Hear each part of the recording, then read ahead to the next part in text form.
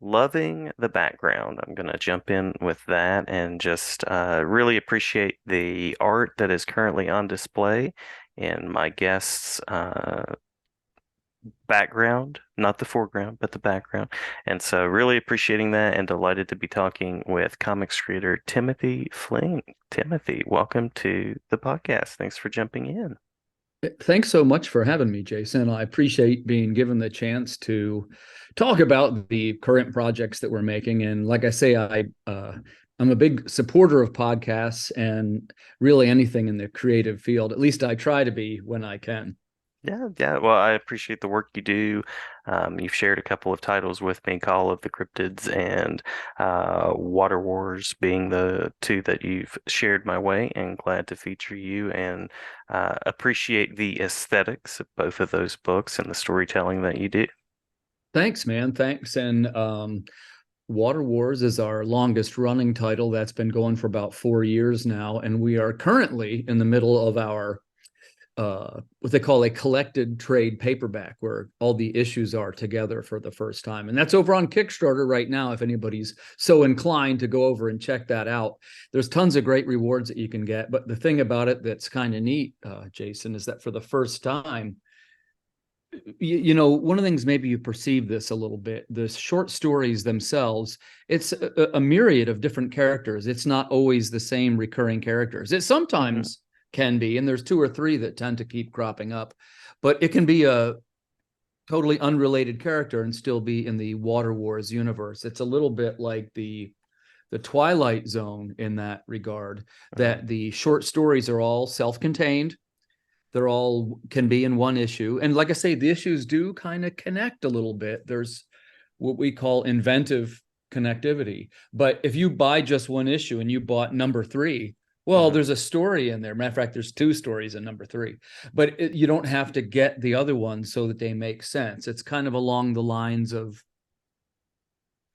well, I sometimes use Isaac Asimov for an example. He was a Hmm. sci-fi writer, and he had sort of his iRobot world. And all the robots followed the three laws, and there was sometimes some of the same characters, sometimes not, but they all populated this same world, and the same set of rules would apply. And our Water Wars is very much like that. The only thing that is the only common denominator throughout the series is the world. It's something that we're real fond of saying. It's just the place where it's happening, but it is a little bit of what you might call an extended universe. Like when I was a kid, I was always a big fan of the Marvel extended universe, and Hmm. I'm a little older, so maybe I better explain what I mean real quick. They had a couple of cool titles. One was Marvel Team Up, and that was Spider-Man every month, and he would be with another pal doing some adventures. And then the Hmm. other one was called Marvel Two in One, and that's Hmm. been rebooted, I think, once or twice. But the original one was The Thing, who was always my favorite, and he would be teamed up with, and often if he was meeting Spider-Man for the first time, for example, there would be some misunderstanding and they would end up fighting. It was always stuff like that. Yeah, But yeah. my point is that they could be walking through each other's world, like Daredevil and the Thing could be walking down the street and they could bump into the Thing. All the superheroes could cross paths at any time.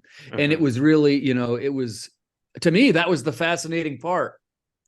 Like I Yeah. enjoyed all their stories and everything, but I just thought it was so cool that they were all in the same beat, so to speak. So in our case, the Water Wars stories are short stories that take place between the years of 2276 up to 2288, and they're basically short stories of things that have happened to people during the wars. Not too different if you're familiar with World War Z, for example, is a good Hmm. example of this, Hmm. and especially the book where they had, it was just the stories of people that experienced the zombie war, and like they didn't have to necessarily, the guy in the beginning might not have been the guy in the end. It's all various characters giving their perspective. Yeah, yeah. Now remind me of that term that you used, connectivity, but there was another word with it. Well, we say it's inventive, and Ah, I here's love it. here's what I mean by that is that, let me think of the right way to phrase this.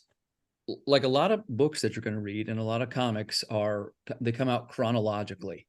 And they'll Hmm. be like, oh, this week we did this, and then the next week we did this. And by the way, the two examples that I just mentioned were very much those types of books. Yeah, yeah. But in our case, it's not like that. As a matter of fact, what they've done is they've even gone backwards in some years. Like the first one is 2288, then issue number 2 is a prequel. Then Hmm. number 3 is the origin story of, and like what they do, the stories are all self-contained. But if you read number 3, you'll be like, oh, so that's why she has one arm. Like you notice in number 1, she has one arm. It's never really explained. But if you do keep reading, eventually it comes up in number 3 and she tells the story. But you have to sort of dig in, if you know what I mean. You have to discover it. It's not, we don't hold you by the hand and say, hey, if you want to learn why she doesn't have, and this is, oh, that's why that she's immune to the plague, right? That's why she's, oh, so the robots are chasing her because of the blood. They are. These things are all connected, but it doesn't really matter. And, it's kind of like the movie screenplay. Look, if you're being chased by robots, that actually is your movie. It doesn't matter that the reason they're chasing you is because your blood contains the DNA that is the immune from the plague. And like there's all these reasons why, but none of that matters for the adventure. Now, Hmm. like I say, Hmm. if you start to dig in and read into the lore, there's enough there that'll really interest those kinds of people. Like I'm really into lore and world building and story and the connectivity, but we don't make you do it. It's something that you discover as you go. And even like I say, the stories themselves, this is probably the most challenging part, is they don't go in chronological order. They Hmm. kind of Hmm. skip around a little bit. Like Yeah. one will show you how the robot was born, and the next one it's almost the whole way to the end where it's, they've almost reached the goal. And it kind of jumps around, which I think that can be in a week, in a monthly issue, it's okay. But when you collect them all together in a trade, I think it can be a disservice. But our goal was always the same. It isn't this is for the Water Wars series, which this one's different. Hmm. Anytime you sit down to read one, you can just read a chunk and you've read a story. Like you don't have to read through 6 chapters before anything makes sense. Yeah, yeah. Well, and that's a nice thing. I remember growing up reading comics, and as you mentioned, you'd pick up a number 3, but you really kind of needed the connection to the story that came before or after to Right. fully get it. And you might not have gotten that at the time because comics were not necessarily as immediately available as they are now. Right. Yeah. You have to kind of go out and dig through some boxes a little bit for the next couple of months. Absolutely. Or just sort of make it up in your head and go, well, maybe that's what happened. But I love that approach and curious about the creative team and how the creative team has sort of come together. This is the shout out to the band sort of question. Thanks for asking me this. And you see that I advertise now under the imprint of Earth Dog Studios, which is essentially, it's a very small production company. In my case, it's not even an LLC. I'm what you would call a sole proprietor, Hmm. Hmm. the very smallest kind there is. And but what's happened over the course of 6 years or so, I started out by I had been submitting scripts. I had been a short story writer, and I had been making a script for an animated television series. And these are what they call pitches. And then you write your pitch, and then you give it to a fella who goes into this room full of suits, kind of, and he Hmm. explains it to them in like this animated way. And he's even got like music playing, and sometimes he'll have what they call storyboards. He'll show the scenes. Right. So the year that I did, there used to be a TV network on. It was called Spike TV. Do you remember it? It was I like, remember Spike TV. Uh-huh. yeah. They didn't last very long. But they were sort of doing, I don't know if you'd call it adult, but like a mature animation. Hmm. Hmm. And they were doing one was Gary the Rat. That was Kelsey Grammer. He was kind of famous at the time. He had a TV show called Frasier. Hmm. Hmm. Then there was another one called Stripperella, and that was the one about a statuesque blonde stripper warrior character who was Hmm. based. It was uh, Pamela Anderson had a piece of that. You see, they're being promoted by celebrities a little bit. Hmm. The other one was The New Adventures of Ren and Stimpy, which was being rebooted. That's Hmm. Bob Camp's property, right? And that has been continuously done very well. And then the fourth one that was up for the pitch was Socket, which is America's first metal band. It was a rock band of robots. Uh-huh. Uh-huh. And they all had kind of funny personalities and whatnot. One was an alien, one was just a brain in a robot body. One was like a cute R2D2, and he played the drums. You get the idea. Yeah. Yeah. And hey, man, we're so sure this is going right to the top, right? Well, anyway, I'd been through probably 3 of these and was rejected each time. And there was even, I had even written a couple of interstitials for the 90s TV version of the Teenage Mutant Ninja Turtles. Mm-hmm. Mm-hmm. And yeah, that was pretty popular at the time. And Definitely. by the way, all of mine were, I had an in into the writing area, but to make a long story short, all mine were rejected for that too. So, I mean, I was going to say it's a writing story. I guess for people that are listening, the beginning of my story is not too interesting because it's a story where. And then I was at a free comic book day. I've always been a huge comic fan. If you guys, I should Mm-hmm. get that clear up front. And I was meeting with a friend who ended up being Martin Dunn, who's a musician these days. But we were in Tampa, Florida at Free Comic Book Day, and hey, what do you do, man? And he had a tattoo. It was Miracle Man on his tattoo. I'm a huge Miracle Man fan. Yeah. And Yeah. yeah, the Alan Moore version. And Mm-hmm. and he goes, "Oh, I'm a comic book maker. You know, I publish comic books." And I said, "Wow, hey, I'm a writer. You know, I make these scripts and whatnot." And you always kind of want to make it sound like you're doing a little bit better than you're doing, but Right. Right. yeah, I'm sure he knew that I wasn't exactly, burning up the charts, or I wouldn't have been pitching it at a comic book store in Tampa, Florida. But he goes, "Hey, well, why don't you send me a script? Listen, I work with these teams of artists, but what we don't have are writers." Mm-hmm. Mm-hmm. Wow, great. Okay, man. I submit a script. I send it off to him. I don't think too much about it. I bet you about a month and a half goes by, 6 weeks. I can remember it clearly still now. This would have been 2015. And man, the sun was going down. It was almost Halloween. The phone rings. I answer the phone. It's Martin Dunn. And he says, "Tim, man, we're going to make your book." This is the publisher was called CAE, Con Artist Entertainment, like a comic convention con Uh-huh. artist. Uh-huh. Nice. Nice. And they actually had a couple books that were moderately successful. They did Joshua Black. That one did pretty well. Um, I'm going to forget the names now, but mine was Socket, and it was an all robot rock band. And also they solved interdimensional mysteries. They were kind of spooky and funny. Like it was not a serious book, if you know Mm-hmm. what I'm saying. Mm-hmm. It had a Mm-hmm. little bit of the Simpsons, a little bit of the Turtles. It's leaning toward comedy, I guess you'd say. Not quite comedy, but nobody's any real danger in Socket, and it's always Yeah. atomic rays are causing some problem, that kind of thing. And well, we had a terrific time making it, and we got the whole way through the process. And of course, there's nothing like that feeling you get the first one in your hand, and you're like, "Wow, Mm-hmm. Mm-hmm. I uh, I was in." I try to tell interesting stories for podcast listeners, and I have one. So I go to a convention, and I'm at this is the MegaCon. This is in Orlando, Florida. And it was my first time there. And there was so much going on. And they said, "Look, we want you to come to the booth. You're actually one of our clients now, and you can blah, blah, blah." Well, I'm just my head spinning because this is also new to me, right? So I'm Mm-hmm. walking around through the artist alley, and I go to a couple of the big publishers, and one of them was Walter Ostley, whose work I'd always admired, and a super nice guy. And I always admired his work. And "Oh, hey, I really like your book." I'm flipping through his stuff, and he says, "So what are you doing here?" And I said, "Well, you're not going to believe this. I'm a writer." I said, I've submitted a script for this book, and they made a comic book out of it." He's like, Mm-hmm. "Oh, wow, that's really cool. What's it about?"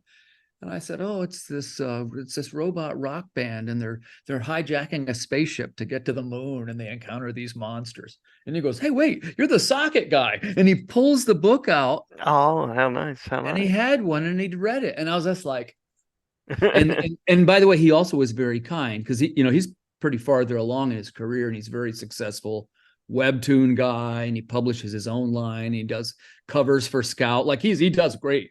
And I think his main thing is now that he's like a teacher. I think he's teaching other people how to make comics. But Nice. Nice. he said to me, basically the gist was, keep going. This is your first one. It doesn't suck too bad. Keep going. Because I look back at it now, and Jason, I'm embarrassed of that first book, right? And when I say embarrassed, not embarrassed isn't the right word. but creatively reflective and right, yeah, yeah. because we learn so much. And to get back to your question, so how does that tie into the water wars, which is really the kind of the thing that it might be kind of fair to say that's what I'm known for. Mhm, mhm, And so we make these socket books with the publisher, and I go, hey, I could probably do this myself.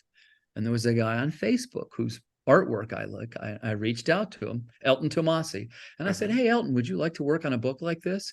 And he kind of walked me through the steps also of how you work a little bit more closely with a writer and artist together. We learned some synergy, and we made that issue number 2 together. And then we started, and again, that did pretty well. And people were starting to notice I was making stuff. mhm, And mhm, then I can remember we were making number 3, and there was a guy who drew some fan art for us, and it was brilliant. And I mean, it was just a brilliant art piece. And I was starting to attract the attention of artists. And I said to the guy, I said, Bruno, I said, I'm thinking of starting another series. And here's what I'm thinking. I don't even know if I can afford your cover rates, but what I want to do is make these short stories. They'll be 8 pages or 16 pages each one. So it always forms a comic. And because they're typically 24 pages, if viewers don't know that. mhm, mhm. Like if you have 20, your book's too short. You know what I mean? You got to have at least 24. That's one man's opinion. You can task me in the comments, I guess, if you like. But I said, Bruno, I don't know if I can afford your rates, but what I want to do, I want to make the best stories we can possibly make. And we'll put the best artist we can on the project. And then we'll put the best colorist on. And then we'll put a professional designer so it looks super slick, like a real book. Mhm, And anyway, that ended up being Water Wars #1, and which is the nice. one that you see behind me here on the banner. Mhm. And that was 2019. We took it to the Baltimore Comic Con, and this one almost right away, people were like, "Wow, this is pretty good." And because like it was, you can see the loving care that were put into the pages, and it's like if you're playing golf. By the time you get to the 7th or 8th round of golf, you start to improve a little bit. Right, And right. then, yeah, so each time we're starting to put out a little bit better stories, a little bit better artwork. We're doing splash pages and chrome logos and stuff like that. And then shortly after that, I discovered Kickstarter. Mhm, mhm. And then, so now I raise most of my money for the projects online. And all of my art team, we just made the graphic for the uh, project. It's 18 people totally that have worked on Water Wars stories. Wow. That's in total over 4 years. That's 9 short stories. And some have ended up in various books other than my own, like they were submitted for publication for anthologies. I got a couple of those. I got one in Travis Gibbs' book, his collective book that he does. I got one in Russell Nolte's book last year, his Lovecraft anthology. If there's Lovecraft fans listening, I do have a Lovecraft story. And that was kind of neat too, because it was on brand. Mine is the sci-fi short story in the Mhm. Lovecraft anthology. And pretty it's pretty good. It was well received. And when I say well received, enough to where they're critically well received, which is generally reviewers saying something nice about it, which they did in this case. Or sometimes people even write to me and they say, hey, when is this going to be available in your books? Because all of them are loosely tied together. They're all apocalyptic. So if you like Mhm. apocalyptic fiction, you'll like the Water Wars series. And sometimes they're fighting because they're all out of water. Sometimes it's a terrible snowstorm. It's always some apocalyptic event. Mhm. Mhm. Yeah, But and driving plot force by all means. yeah, and it's something where there are a couple of ongoing female protagonists. Like there is the essential plot is it's an unprepared young woman is trying to find her brother who she's lost during this pandemic. Mhm. Mhm. And the short version is she's the one who her father was the scientist. That's why she's not getting sick. She's had this vaccination that works. That's why her blood is immune to the plague. That's why the government starts to chase her. That's why the robots start to chase her. And of course, she just keeps running. All she knows is civilization is collapsing. So the stories all tie in though, and it's kind of like it's what you might say it's an episodic format, like Mhm. similar to something like The Twilight Zone or a Saturday morning TV show. Like it's the characters a little, but it's a half-hour episode and then it's over, and then your next one's another episode, sort of like that. Yeah. Yeah. Well, I love the creative vision, and I'm curious where people can go, where are the best spaces where people can check out the work.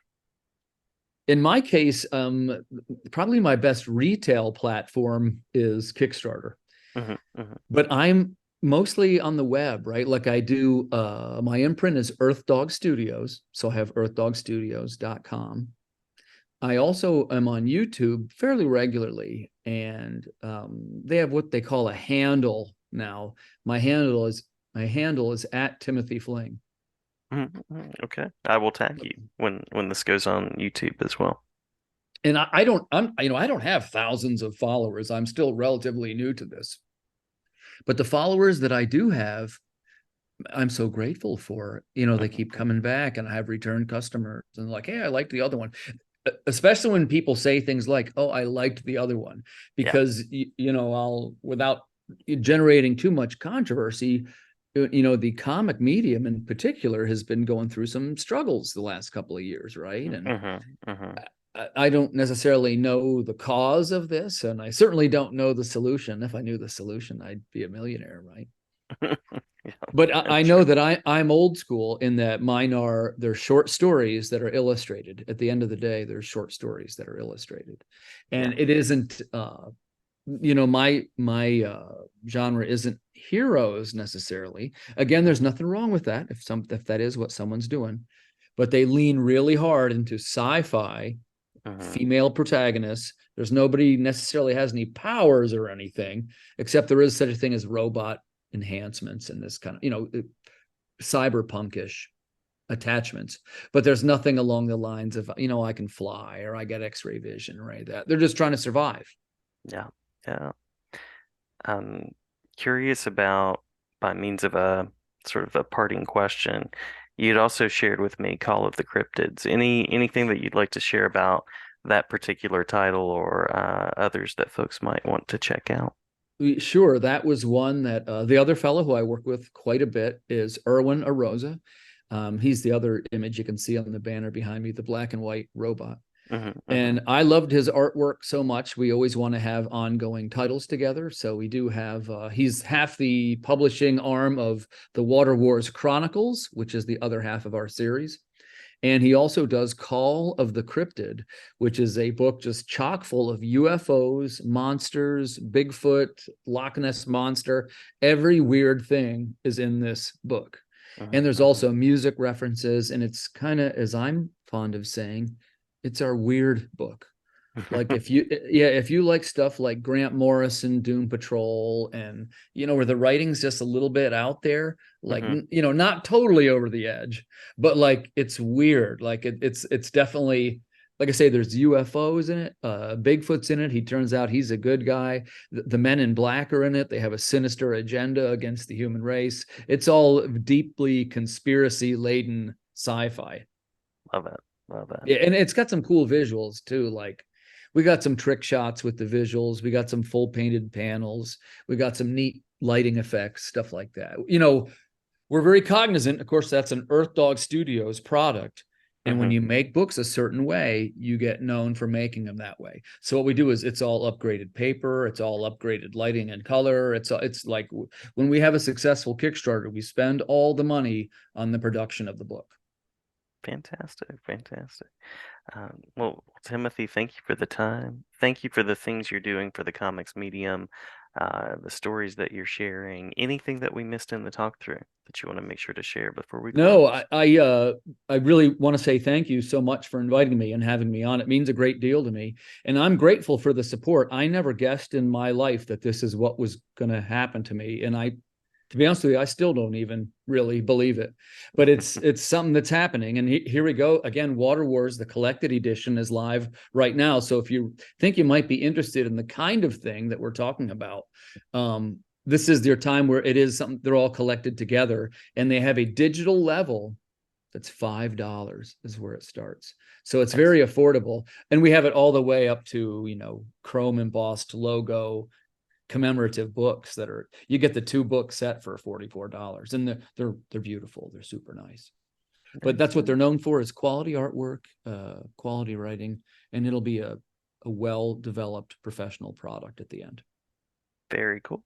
Very cool. Well, glad to have you back anytime, Thank and you. may the stories continue. Thank you kindly.